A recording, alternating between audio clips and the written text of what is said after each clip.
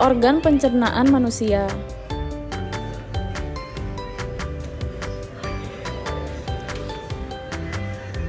Yang satu, pencernaan mekanik. Pencernaan mekanik adalah proses pencernaan yang dilakukan oleh gerakan seperti mengunyah, menelan, memompa, dan menghancurkan. Contoh pencernaan mekanik yaitu terjadi di mulut dengan bantuan gigi atau lambung dengan bantuan otot lambung. Yang kedua, pencernaan kimiawi. Pencernaan kimiawi adalah proses pencernaan makanan dengan bantuan enzim. Contohnya, pencernaan kimiawi yaitu terjadi di mulut dengan bantuan enzim plitalin dan di lambung dengan bantuan enzim pepsin serta renin.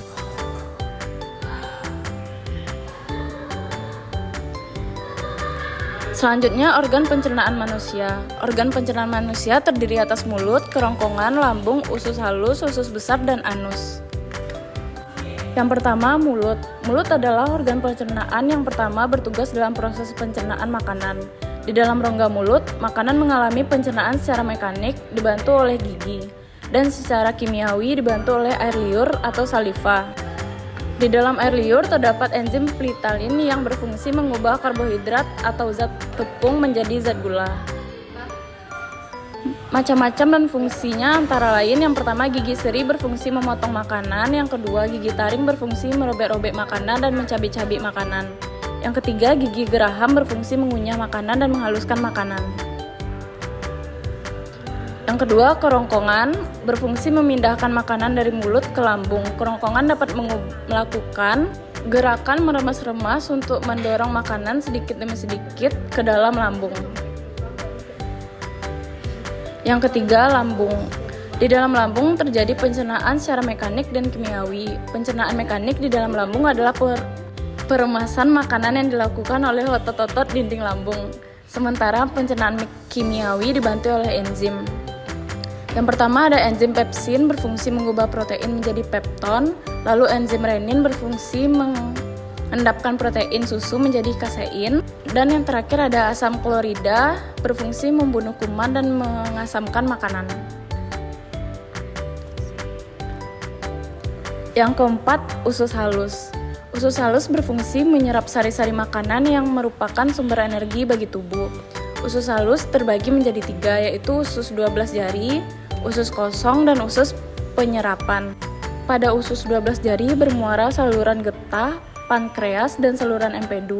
Empedu berfungsi untuk mencerna lemak.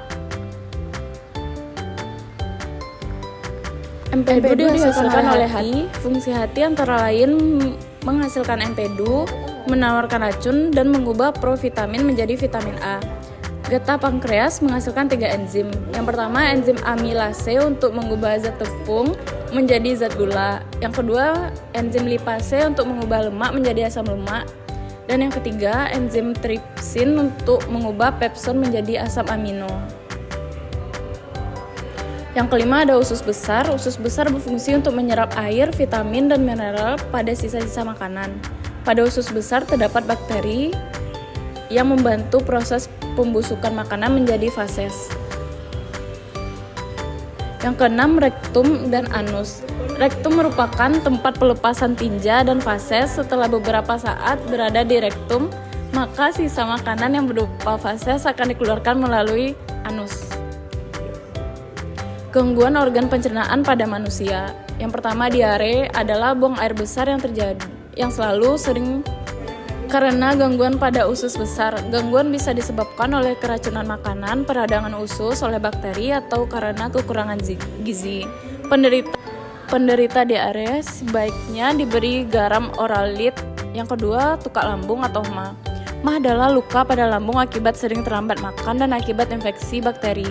Gejala yang ditimbulkan adalah mual, muntah, perut kembung, dan kurang nafsu makan. Yang ketiga, sembelit terjadi bila buang air besar sulit dan telat. Hal ini terjadi karena usus besar menyerap terlalu banyak air pada fases sehingga fases menjadi keras. Yang keempat, radang usus buntu. Radang usus buntu terjadi akibat infeksi pada usus buntu akibat penyumbatan usus buntu oleh benda-benda kecil. Lalu cara menjaga kesehatan organ pencernaan, yang pertama makan secara teratur dan minum paling sedikit 8 gelas air sehari. Yang kedua, konsumsilah makanan bergizi. Yang ketiga, menjaga kebersihan lingkungan.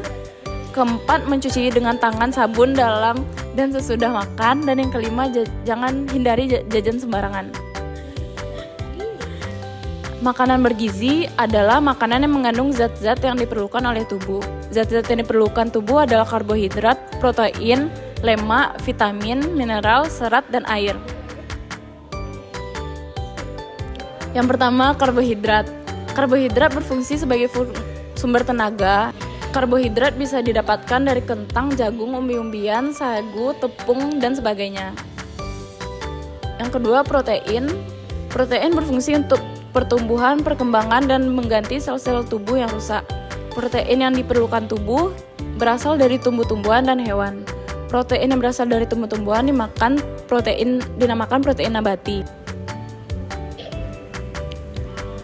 Yang ketiga, lemak. Lemak berfungsi sebagai sumber energi cadangan. Lemak bisa didapatkan dari santan, kacang-kacangan, daging sapi, daging kambing, daging ayam, ikan, susu, semua makanan yang digoreng, dan sebagainya. Yang keempat, vitamin. Vitamin berfungsi sebagai pengatur dan pelindung tubuh, menjaga kesehatan tubuh. Pada umumnya, vitamin berasal dari buah-buahan dan sayur-sayuran. Vitamin A berfungsi meningkatkan daya tahan tubuh dan menjaga kesehatan mata. Vitamin B berfungsi mencegah penyakit dan meningkatkan nafsu makan. Vitamin C berfungsi mencegah sariawan.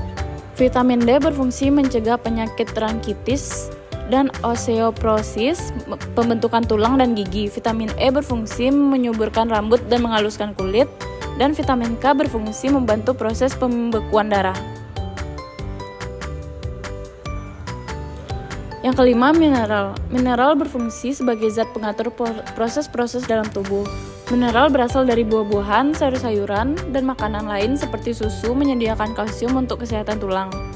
Berikut beberapa mineral yang dibutuhkan tubuh. Yang pertama, yodium berfungsi mencegah penyakit gondok. Yang kedua, zat besi berfungsi membentuk sel-sel darah merah. Yang ketiga, kalsium berfungsi pembentukan tulang dan gigi.